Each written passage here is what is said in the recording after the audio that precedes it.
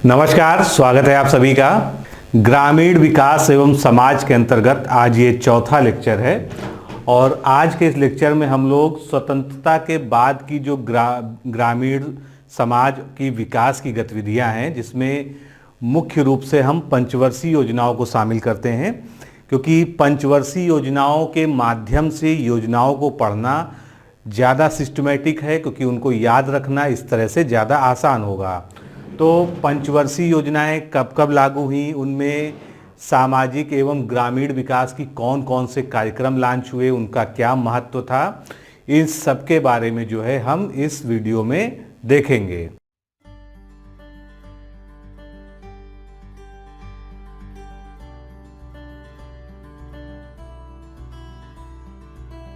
क्या आप राजस्व लेखपाल भर्ती परीक्षा 2020 के लिए तैयारी कर रहे हैं? तो जुड़िए हमारे 90 दिन के क्रैश कोर्स प्रोग्राम से। इस क्रैश कोर्स का उद्देश्य छात्रों को घर बैठे राजस्व लेखपाल परीक्षा की संपूर्ण तैयारी करवाना है। वीडियो लेक्चर्स, नोट्स और टेस्ट सीरीज के माध्यम से लेखपाल के पूरे पाठ्यक्रम को पढ़ाना और अभ्यास कराना ही हमारा लक्ष्य है, जिसमें आपको मिलेंगे राजस्व लेखपाल के संपूर्ण पाठ्यक्रम को कवर करने के लिए अनुभवी शिक्षकों द्वारा वीडियो लेक्चर्स। साथ ही मिलेगा वीडियो लेक्चर्स में पढ़ाए गए टॉपिक्स का टॉपिक वाइज नोट्स पीडीएफ में। वीडियो लेक्चर्स ज्वाइन करने वाले छात्रों को फ्री टेस्ट सीरीज, जिसमें कि 10 ऑनलाइन टेस्ट और उनकी व्याख्यात्मक हल वाली पीडीएफ होगी, दी जाएगी। ध्यान दें, यह टेस्ट सीरीज परीक्षा से 1 से 1.5 माह पूर्व शुरू होगी। 10 मई से ऑनलाइन वीडियो क्लासेस स्टार्ट होंगी तथा शुरुआती दिनों में आपको 2 वीडियो क्लासेस दी जाएंगी, जिसकी संख्या धीरे धीरे बढ़ाई जाएगी। वीडियो लेक्चर्स में किसी भी एक विषय के टॉपिक के पूरा होते ही उस टॉपिक की पीडीएफ रिवीजन करने के लिए दी जाएगी। वीडियो लेक्चर्स में आपके प्रश्नों एवं डाउट्स का निराकरण संबंधित शिक्षक द्वारा एक ही वीडियो में अलग से वीडियो बनाकर किया जाएगा। जिन आशंकाओं का निवारण व्यक्तिगत रूप से किया जा सकता है, उनके लिए व्यक्तिगत मार्गदर्शन भी दिया जाएगा। सभी वीडियो लेक्चर्स पहले से ही रिकॉर्डेड होंगे तथा लाइव क्लास नहीं होगी, जिससे छात्र अपनी सुविधा के अनुसार किसी भी समय वीडियो लेक्चर्स को देख सकेंगे। वीडियो लेक्चर्स एंड्रॉयड ऐप के माध्यम से आपको दिए जाएंगे तथा वीडियो को ऐप में ही डाउनलोड कर कितनी भी बार देखने की सुविधा मिलेगी। करंट अफेयर से संबंधित वीडियो परीक्षा की निर्धारित तिथि से 20 दिन पहले दिए जाएंगे। यदि परीक्षा के पाठ्यक्रम में कोई बदलाव आता है तो हम उस बदलाव के अनुसार कोर्स को भी अपडेट करेंगे। ये हमारी नैतिक जिम्मेदारी भी है। तो जुड़िए हमारे राजस्व लेखपाल भर्ती परीक्षा 2020 के 90 दिन के क्रैश कोर्स प्रोग्राम से। अधिक जानकारी के लिए 9506742546 पर लेखपाल लिखकर व्हाट्सएप करें या कॉल करें। तो चलिए स्टार्ट करते हैं आज का टॉपिक। सबसे पहले हम जो है भारत में पंचवर्षीय योजनाओं को हमको पढ़ना है, तो हम आर्थिक नियोजन के बारे में पहले हम बैकग्राउंड जानते हैं, क्योंकि यहाँ पर देश स्वतंत्र हो चुका है। अब भारत का अपना संविधान लागू हो चुका है। अब भारत के सामने सबसे बड़ी चुनौती है कि जो 200-300 साल जो है भारत में औपनिवेशिक शासन रहा है, उस शासनकाल में भारत की जो भयंकर अर्थव्यवस्था की हानि हुई है। यहाँ पर सामाजिक, सांस्कृतिक और आर्थिक रूप से हर रूप से नुकसान हुआ है। उसके अलावा भारत पाकिस्तान का विभाजन भी हुआ है, जिसका जख्म और उसके कारण भी जो है एक बहुत बड़ी आर्थिक चोट भारत पर लगी थी।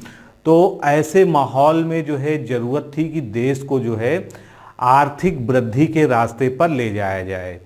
तो उस समय आवश्यकता महसूस हुई कि किस तरह से योजनाओं को डिजाइन किया जाए, क्या किया जाए कि जो है हम तेज़ी से जो है आर्थिक विकास कर पाएँ। तो जवाहरलाल नेहरू जी का एक प्रसिद्ध कथन है उस समय का। उन्होंने क्या बोला था?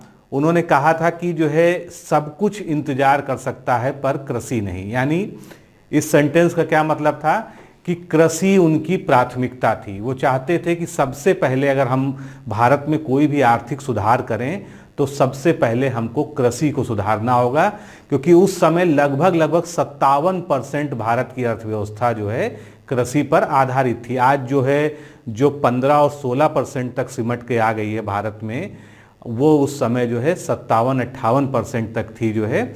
तो उस समय कृषि ही एक तरह से कहा जाए भारत की जो है अर्थव्यवस्था की रीढ़ थी और उसकी दशा जो है बहुत ही दयनीय थी।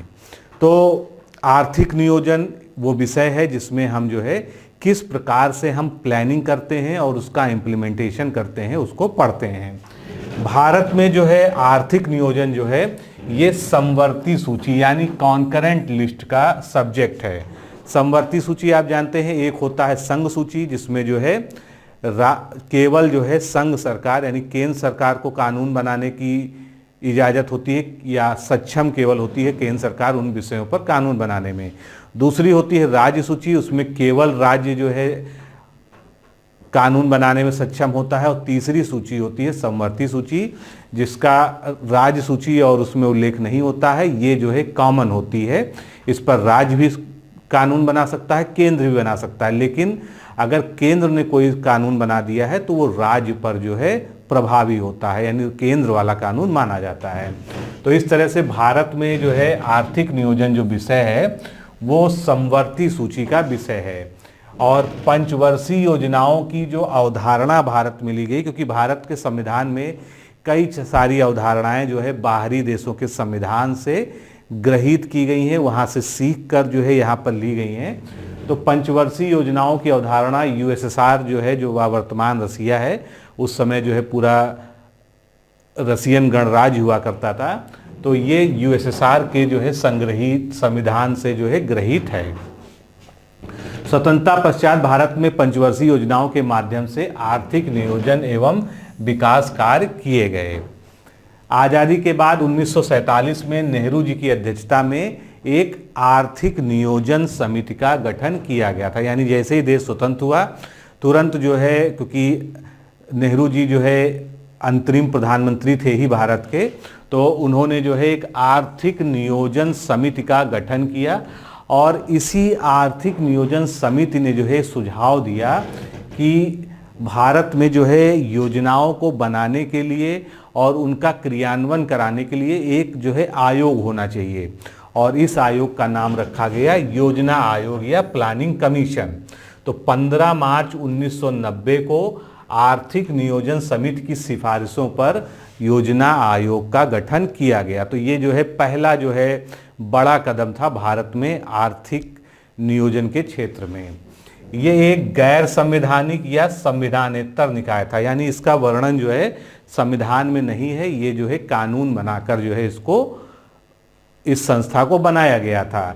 ये परामर्शदात्री निकाय के रूप में कार्य करता था, यानी इसका जो है काम क्या था, परामर्श देना, सरकार को जो है योजनाओं के बारे में परामर्श देना, और सरकार जो है डिसीजन लेती थी कि उन योजनाओं को लागू करना है या नहीं करना है। देश का प्रधानमंत्री इसका पदेन अध्यक्ष होता था। योजना आयोग के प्रथम अध्यक्ष कौन है? जब प्रधानमंत्री ही अध्यक्ष होता था तो हमारे प्रथम जो है प्रधानमंत्री जवाहरलाल नेहरू इसके जो है पहले अध्यक्ष थे, और पहले उपाध्यक्ष थे गुलजारी लाल नंदा। तो इस तरह से ये भी क्वेश्चन जो है प्रायः पूछा जाता है। पंचवर्षीय योजनाओं के निर्माण एवं क्रियान्वयन होती योजना आयोग कब बना? जो हमने बात की 15 मार्च 1950 को बना, और उसके बाद जो है राष्ट्रीय विकास परिषद का गठन हुआ, जिसका मुख्य काम है पंचवर्षीय योजनाओं का परीक्षण करना और उसको अनुमोदित करना। तो राष्ट्रीय विकास परिषद जो है या नेशनल डेवलपमेंट काउंसिल, जिसको एनडीसी भी कहते हैं शॉर्ट में, तो एनडीसी का गठन कब हुआ था? 6 अगस्त 1952 को हुआ था। लगभग 2 साल बाद जो है एनडीसी का गठन हुआ था।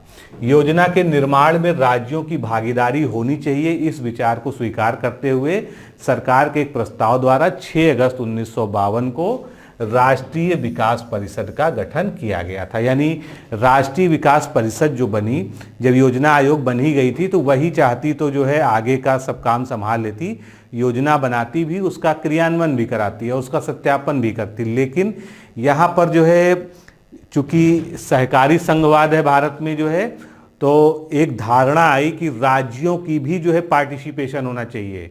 हम कोई योजना बना के सीधे सीधे राज्यों पर नहीं थोप सकते हैं, राज्य भी जो है योजना बनाने की प्रक्रिया में शामिल हों, जिससे एक सफल और जो है प्रभावशाली योजना बन सके।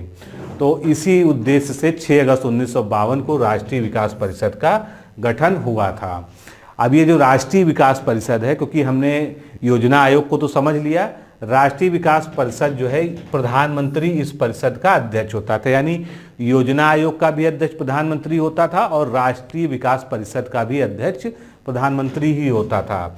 योजना आयोग का जो सचिव होता था वो इसका भी सचिव होता था। और भारतीय संघ के सभी राज्यों के मुख्यमंत्री, इसमें और कौन कौन लोग शामिल होते थे?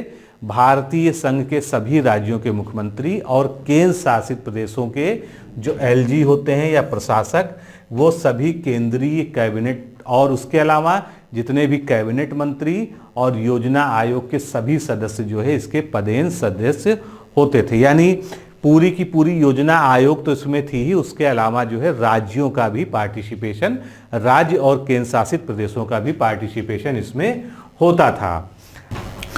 तो अगर हम राष्ट्रीय विकास परिषद के कार्यों की बात करें तो एक तो सबसे बड़ा काम जो आपको याद रखना है वो ये है कि जो भारत की पंचवर्षीय योजना बनाई जाती थी उसको अंतिम मंजूरी जो है राष्ट्रीय विकास परिषद के द्वारा ही दिया जाता था। यानी फाइनल उसी के द्वारा जो है ये अथॉरिटी थी कि वो फाइनल कर देता था कि हाँ ये पंचवर्षीय योजना इस स्वरूप में भारत में लागू की जा रही है। उसके अलावा योजना आयोग को प्राथमिकता निर्धारित करने के लिए परामर्श देना। प्राथमिकता निर्धारित करने का मतलब क्या है कि कोई योजना बनानी है अगर किसी विषय पर, तो उसके लिए क्या प्रायोरिटीज होनी चाहिए, किन चीज़ों को हमको सबसे पहले देखना है, यानी सबसे पहले जो है किस क्षेत्र को और किस तरीके से जो है हमको उसके ग्रोथ के बारे में सोचना है। नीति के लक्ष्यों को निर्धारित करना, यानी जो पॉलिसी बन रही है उसके जो है लक्ष्य क्या होने चाहिए इसको निर्धारित करना। नीति को प्रभावित करने वाले आर्थिक एवं सामाजिक घटकों की समीक्षा करना। अब कोई पॉलिसी बन रही है तो उसका जो है सोशल इम्पैक्ट क्या होगा, उसका इकोनॉमिक इम्पैक्ट क्या होगा, उस पर कौन कौन से फैक्टर जो है बुरा प्रभाव डाल सकते हैं, इन सब का जो है रिव्यू करना यानी समीक्षा करना, ये उसका एक काम हो गया। योजना आयोग द्वारा तैयार की गई योजना का अध्ययन करके उसे अंतिम रूप से स्वीकृति प्रदान करना, यह बात हम कर चुके हैं। और योजना आयोग के संचालन का समय समय पर मूल्यांकन करना, ये भी जो है राष्ट्रीय विकास परिषद का काम हो गया। तो आप देख सकते हैं योजना आयोग आज की डेट में ख़त्म किया जा चुका है, उसके जगह अब नीति आयोग आ गया है 2015 से। लेकिन योजना आयोग के ऊपर की जो बॉडी थी, क्योंकि उससे ज़्यादा पावरफुल थी राष्ट्रीय विकास परिषद, क्योंकि योजना आयोग का जो संचालन होता था उसका भी समय समय पर इवैल्यूएशन जो है राष्ट्रीय विकास परिषद के द्वारा किया जाता था। अब यहीं पर नीति आयोग की भी चर्चा करना आवश्यक है, क्योंकि योजना आयोग का अस्तित्व समाप्त हो चुका है। तो वर्तमान समय में योजना आयोग के स्थान पर नीति आयोग आ गया है। नीति आयोग का फुल फॉर्म क्या है? National institution for transforming India. इसको हिंदी में हम क्या कह सकते हैं? राष्ट्रीय भारतीय परिवर्तन संस्थान। तो इसने जो है योजना आयोग का भी स्थान ले लिया है, जिसका गठन कब हुआ था? 1 जनवरी 2015 को इसको एक थिंक टैंक के रूप में जो है विकसित किया गया था, इसका गठन किया गया था। यह भी जो है एक अतिरिक्त संवैधानिक, यानी संविधान से इतर, संविधान में इसका कोई जिक्र नहीं है, इसको जो है एक कानून बनाकर अलग से जो है बनाया गया है। तो इसको अतिरिक्त संवैधानिक या गैर संवैधानिक और सलाहकारी निकाय इसको हम कह सकते हैं। और इसका गठन जो है योजना आयोग के स्थान पर किया गया है। प्रधानमंत्री नीति आयोग का पदेन अध्यक्ष होता है। जैसे कि हमने योजना आयोग को देखा तो योजना आयोग का भी जो है पदेन अध्यक्ष जो है प्रधानमंत्री ही होता था। इसी तरह से नीति आयोग का भी पदेन अध्यक्ष जो है प्रधानमंत्री होता है, तथा राज्यों एवं केंद्र शासित प्रदेशों के मुख्यमंत्री नीति आयोग की गवर्निंग काउंसिल के सदस्य होते हैं।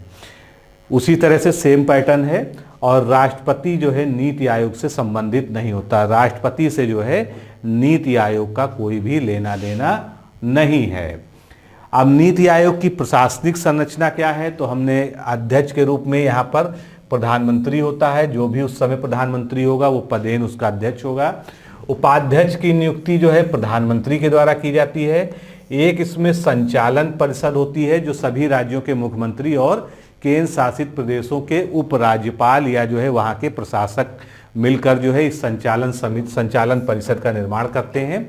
फिर कुछ क्षेत्रीय परिषदें बनाई जाती हैं जो विशिष्ट क्षेत्रीय मुद्दों पर, जैसे कोई पहाड़ी जो है राज्य है या रेगिस्तानी क्षेत्र है, जनजातीय क्षेत्र है, तो इस तरह से कुछ क्षेत्रीय परिषदें इसके अंदर गठित की गई हैं, जिसमें विशिष्ट क्षेत्रीय मुद्दों को संबोधित करने के लिए प्रधानमंत्री या उसके द्वारा नामित व्यक्ति मुख्यमंत्रियों और उपराज्यपालों की बैठक की अध्यक्षता करता है।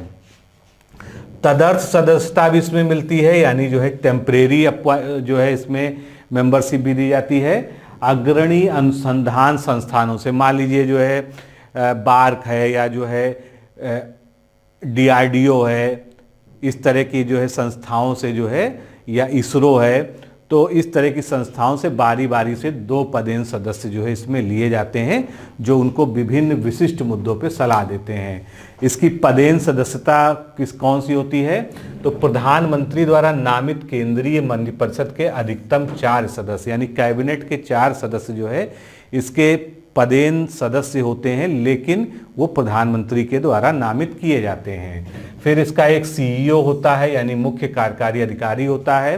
तो भारत सरकार का सचिव, जिसे प्रधानमंत्री द्वारा एक निश्चित कार्यकाल के लिए नियुक्त किया जाता है, उसे हम जो है CEO कहते हैं। एक विशेष आमंत्रित सदस्य होता है, जो प्रधानमंत्री द्वारा नामित विभिन्न क्षेत्रों के विशेषज्ञों से होता है। अब जो है हम अपने मूल मुद्दे पर आते हैं।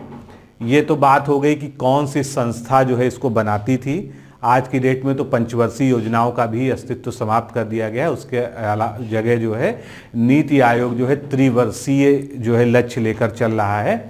तो प्रथम पंचवर्षीय योजना जो है, सबसे पहले जो है जो आपको जानना चाहिए वो ये है कि इसका कार्यकाल कब से था? 1 अप्रैल 1951। जो भी पंचवर्षीय योजना लागू होगी वो हमेशा 1 अप्रैल से, क्योंकि ये फाइनेंशियल ईयर का सिस्टम था। अगर यहाँ पर 1951 से 56 लिखा है, यानी 1 अप्रैल 1951 को ये प्रारंभ हुई और 31 मार्च 1956 को ये समाप्त हुई। इसी तरह से अगली योजना जो है इसके आगे फिर 1 अप्रैल से आ जाएगी। बीच बीच में ब्रेक है, उसकी भी हम बात करेंगे। तो प्रथम पंचवर्षीय योजना का लक्ष्य क्या था? देश को गरीबी के मकड़ जाल से निकालना था, क्योंकि सबसे बड़ी समस्या जो है गरीबी ही थी। इस योजना को तैयार करने वाले विशेषज्ञों में KN राज भी शामिल थे। इनकी दलील थी कि अगले 2 दशक तक भारत को अपनी चाल को धीमी रखनी चाहिए, क्योंकि तेज रफ्तार से की विकास से अर्थव्यवस्था की जो है नुकसान हो सकता है। तो ये भी अर्थशास्त्री थे, इनका जो है अपना एक पर्सनल विचार था जो इन्होंने दिया था। इन्होंने कहा था अगले 2 दशक तक, यानी 20 सालों तक भारत को जो है बहुत तेज जो है अर्थव्यवस्था को ग्रो कराने के बारे में नहीं सोचना चाहिए था, और बिल्कुल धीमे स्पीड पे जो है एक निरंतर जो है स्पीड पे हमको अर्थव्यवस्था को ग्रो कराना चाहिए था।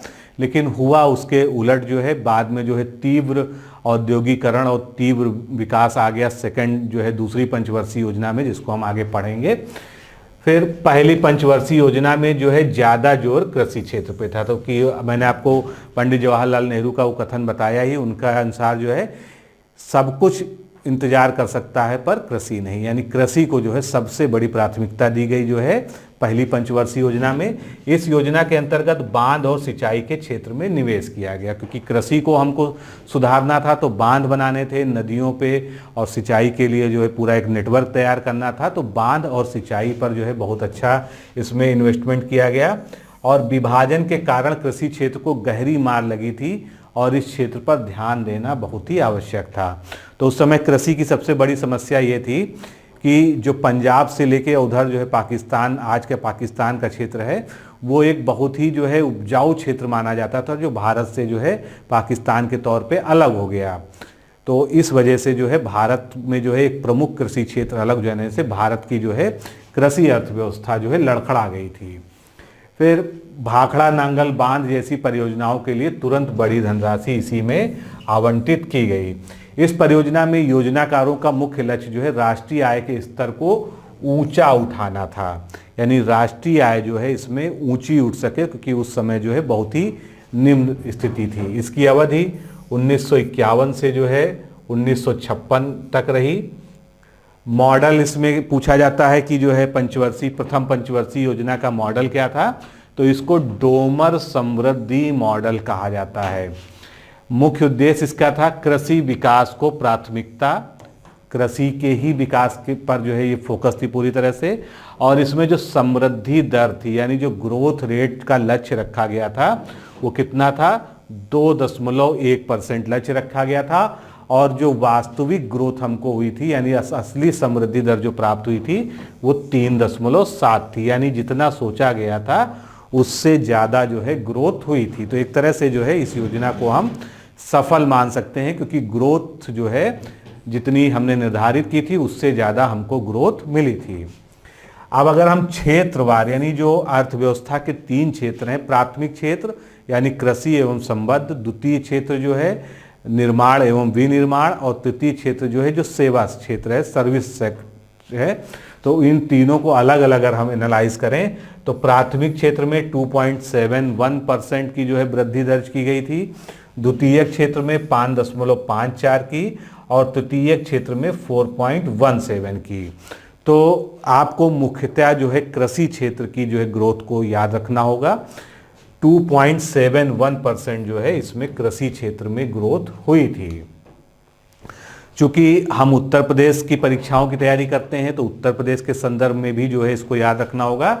तो उत्तर प्रदेश में जो समृद्धि दर प्राप्त हुई थी वो कितनी थी? 2.0, यानी 2.0 का समृद्धि दर प्राप्त हुई थी।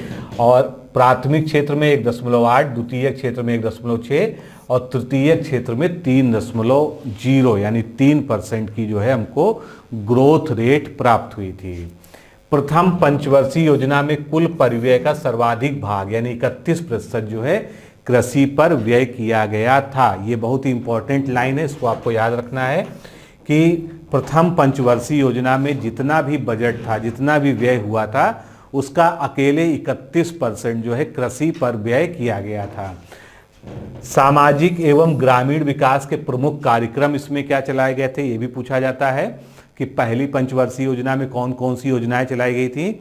तो पहली पंचवर्षीय योजना केवल 2 योजनाओं के लिए जानी जाती है जो सबसे पहली योजनाओं में आती हैं। एक तो सामुदायिक विकास कार्यक्रम जो 1952 में शुरू किया गया था, और दूसरा राष्ट्रीय प्रसार सेवा, जिसको आप कुछ पुस्तकों में पढ़ सकते हैं, राष्ट्रीय विस्तार सेवा कार्यक्रम भी वहां पर लिखा होगा।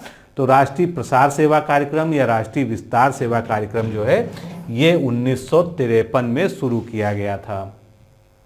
आगे चलते हैं द्वितीय पंचवर्षीय योजना की ओर।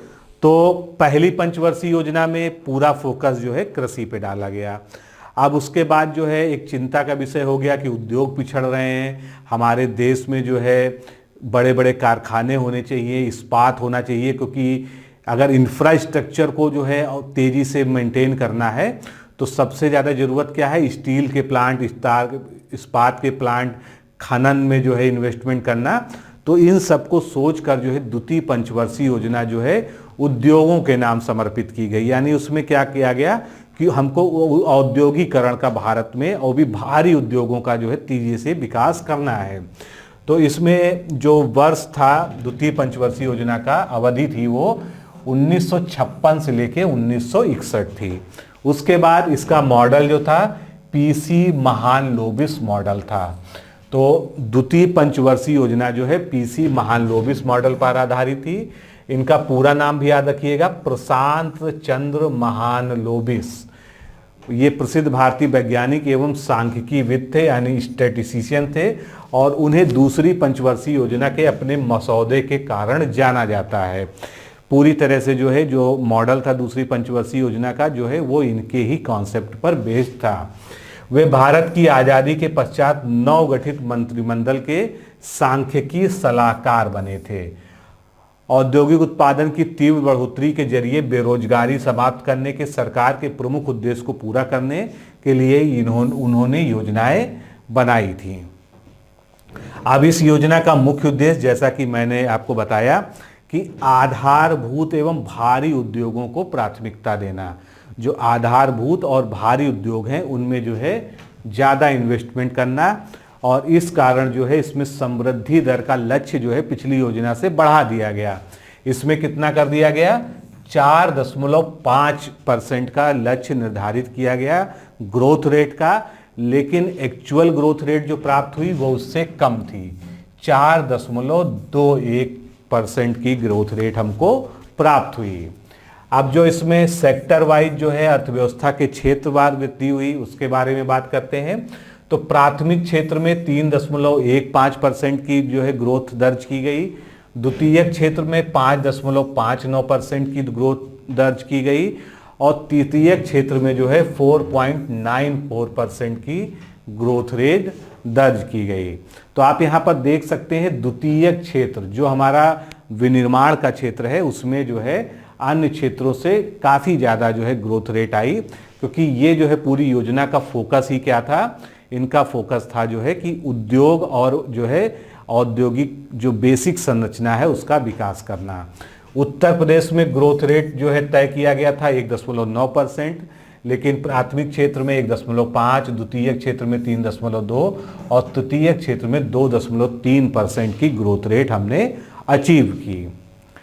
अब जो प्रमुख इस्पात संयंत्र लगे भारत में वो कहाँ कहाँ पर लगे, तो राउरकेला में जो है इस्पात संयंत्र लगा जो उड़ीसा में है, भिलाई में लगा जो छत्तीसगढ़ में है, और दुर्गापुर में लगा जो है जो पश्चिम बंगाल में। ये जो है भारत के शुरुआती जो है इस्पात संयंत्र थे। इस दौरान कई सारे नए कार्यक्रम चलाए गए, कई सारी नई योजनाएं लाई भारत सरकार। तो वो कौन कौन से कार्यक्रम थे? खादी एवं ग्रामीण उद्योग कार्यक्रम 1957 में जो है इसका शुभारंभ किया गया, खादी एवं ग्रामीण उद्योग का। ग्रामीण आवासीय परियोजना 1957 में जो है इसको संचालित किया गया। बहुउद्देशीय अनुसूचित जाति एवं विकास खंड कार्यक्रम, ये भी 1957 में प्रारंभ किया गया। उसके बाद जो है ग्रामीण आवासीय परियोजना, ये भी 1957 में प्रारंभ किया गया। फिर इस योजना की एक सबसे बड़ी उपलब्धि रही कि इस योजना में ही जो है भारत में पंचायती राज व्यवस्था का शुभारंभ हुआ, जो आप लोग पढ़ते आ रहे हैं काफ़ी समय से। तो पंचायती राज व्यवस्था भारत में जो है 1959 में स्टार्ट हुई और आधुनिक भारत में प्रथम बार तत्कालीन प्रधानमंत्री जवाहरलाल नेहरू द्वारा राजस्थान के नागौर जिले के बगदरी गांव में 2 अक्टूबर 1959 यानी गांधी जयंती के दिन जो है 1959 को नागौर जिले के बगदरी गांव में जो है पंचायती राज व्यवस्था का शुभारंभ किया गया। इसके अलावा एक कार्यक्रम था विशेष पैकेज कार्यक्रम, ये 1960 में इसका शुभारंभ किया गया। फिर सघन या गहन कृषि कार्यक्रम, सघन गहन जिला कृषि कार्यक्रम जिसको IADP कहा गया, 1960 में प्रारंभ किया गया। ये आपके एग्जाम के पॉइंट ऑफ व्यू से भी बहुत इंपॉर्टेंट है। और ग्रामीण मजदूरी रोजगार कार्यक्रम, ये 1960-61 में प्रारंभ किया गया। तो इन सभी योजनाओं को आपको बार बार रिवाइज करना पड़ेगा, जिससे आपको कम से कम इनका सन पता होना चाहिए। और जब हम आगे जो है इस लेक्चर में बढ़ेंगे तो वहाँ पर जो है इनमें से जो प्रमुख योजनाएं हैं उनको हम डिटेल में, यानी उनका उद्देश्य क्या था, उनसे क्या अचीवमेंट हुआ, इन सबको हम जानेंगे। आगे बढ़ते हैं तीसरी पंचवर्षीय योजना की ओर। तीसरी पंचवर्षीय योजना जो है 1961 से 66 तक चली, तो ये भी कंटिन्यू रही 66 तक। इसका मॉडल क्या था, क्योंकि मॉडल जरूर पूछा जाता है, अक्सर पूछा जाता है। JD सैंडी सुखमय चक्रवर्ती मॉडल पर यह पंचवर्षीय योजना आधारित थी। इसका मुख्य उद्देश्य क्या रखा गया? आत्मनिर्भर एवं स्वतः स्फूर्त अर्थव्यवस्था, यानी एक ऐसी अर्थव्यवस्था जो है जो सेल्फ मोटिवेटेड हो, जो अपने आप जो है तेजी से ग्रो करे। तो स्वतः अर्थ स्फूर्ति अर्थव्यवस्था और आत्मनिर्भर अर्थव्यवस्था जो है इसका मुख्य उद्देश्य था। इसमें जो है समृद्धि दर जो है उसको जो है 5.6 निर्धारित किया गया, लेकिन इसमें बहुत बड़ा झटका लगा जो है भारत सरकार को, और ये योजना जो है लगभग असफल हो गई, क्योंकि इसका ग्रोथ रेट कितना आया आप देख सकते हैं 2.8%। अब इस मॉडल में इस जो है पंचवर्षीय योजना से एक प्रश्न भी पूछा जा चुका है PCS एग्जाम में। उसके अलावा चूंकि हम यहाँ पर कृषि को प्राथमिकता दे रहे हैं पढ़ने में, तो ये एक पहली ऐसी योजना थी जिसमें कृषि क्षेत्र में निगेटिव ग्रोथ यानी ऋणात्मक वृद्धि दर्ज की गई थी। आप देख सकते हैं क्षेत्रवार वृद्धि में प्राथमिक क्षेत्र यानी कृषि क्षेत्र में -0.73% की ग्रोथ यानी निगेटिव ग्रोथ रेट जो है कृषि क्षेत्र में दर्ज की गई थी। द्वितीयक क्षेत्र में जो है 6.28 और तृतीयक क्षेत्र में 5.26% की वृद्धि दर्ज की गई थी। तो अब एकदम से जो है ऐसा क्या हो गया था कि जो है सारी जो है ग्रोथ रेट बिल्कुल गिर गई थी और जो है इतना बड़ा झटका लगा जो है। तो ये पंचवर्षीय योजना भारत चीन युद्ध, इसी के दौरान जो है 1962 में भारत चीन में युद्ध हुआ, इसी के दौरान 1965 में भारत का पाकिस्तान से युद्ध हुआ और इसी में जो है एक बहुत भयानक सूखा पड़ा था देश में। तो ये तीनों त्रासदियों के कारण ये पंचवर्षीय योजना बहुत ज़्यादा प्रभावित रही और सबसे बुरा असर जो है इसका भारत की कृषि पर पड़ा था, जिस पर जो है ये निगेटिव ग्रोथ जो है इसमें दर्ज की गई। उत्तर प्रदेश में समृद्धि दर का लक्ष्य जो है 1.6 रखा गया था, जिसमें प्राथमिक क्षेत्र में आप देख सकते हैं मात्र 0.2% की वृद्धि हुई, यानी ये भी जो है निगेटिव जाते जाते बचा।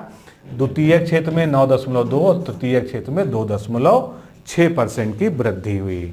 तो यहाँ पर जो है आपको इसको जरूर याद रखना है कि प्राथमिक क्षेत्र में निगेटिव ग्रोथ हुई थी और उसके कारण आपको याद रखना है कि भारत चीन युद्ध 1962, भारत पाकिस्तान युद्ध 1965 और उसके अलावा जो है एक भयंकर अकाल पड़ा था। अब इस दौरान जो है कुछ योजनाएं शुरू की गई। कौन कौन सी योजनाएं हैं, तो पहले क्या क्या स्थापित किया उसको देखते हैं। बोकारो आयरन एवं स्टील कंपनी की स्थापना हुई 1964 में। यूनियन ट्रस्ट ऑफ इंडिया यानी यूटीआई की स्थापना हुई 1964 में। Industrial development bank of India, जिसको हम आईडीबीआई कहते हैं, ये 1964 में स्थापित हुआ। ये सब पूछा जाता है, डायरेक्ट पेपर में पूछा जाता है कि आईडीबीआई की स्थापना कब हुई, यूटीआई की स्थापना कब हुई। भारतीय खाद्य निगम यानी एफसीआई की, फूड कॉरपोरेशन ऑफ इंडिया की स्थापना कब हुई, ये भी 1966 में हुई। और कृषि कीमत आयोग एपीसी की स्थापना जो है, इसकी स्थापना 1965 में हुई। कृषि कीमत आयोग जो है यही आगे चल के जो है भारत में जो एमएसपी यानी मिनिमम सपोर्ट प्राइस जो कृषि उत्पादों के लिए निर्धारित किया जाता है, उसका ये कार्य करता है। तो अब आगे बढ़ते हैं। तीसरी पंचवर्षीय योजनाओं में कुछ प्रमुख कार्यक्रमों और योजनाओं का शुभारंभ हुआ, उनके बारे में जानते हैं कौन कौन से वे कार्यक्रम हैं।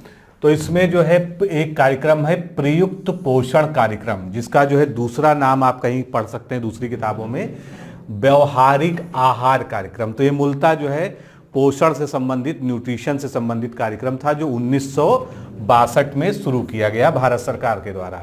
फिर ग्रामीण उद्योग परियोजना, जो ग्रामीण उद्योग से, कुटीर उद्योगों से संबंधित थी, इसको भी 1962 में ही शुरू किया गया।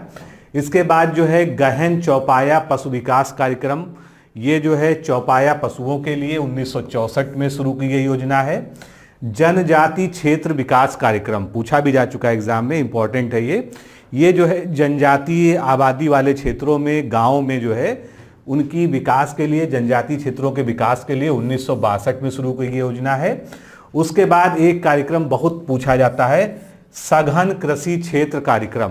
ये कब शुरू किया गया, ये 1964 में शुरू किया गया। इसका ईयर बहुत इंपॉर्टेंट है एग्जाम के पॉइंट ऑफ व्यू से। उन्नत बीज किस्म योजना, ये जो है किसानों को जो है उन्नत किस्म के बीजों को उपलब्ध कराने के संबंध में भारत सरकार की योजना थी, जो कृषि से जुड़ी हुई योजना है, ये 1964 में शुरू की गई। और राष्ट्रीय प्रदर्शन कार्यक्रम ये 1966 में शुरू किया गया। तो ये सब जो है कुछ बड़ी योजनाएं, बड़े कार्यक्रम थे जो कि तृतीय पंचवर्षीय योजना में 1961 से 66 के लेके के मध्य शुरू किए गए।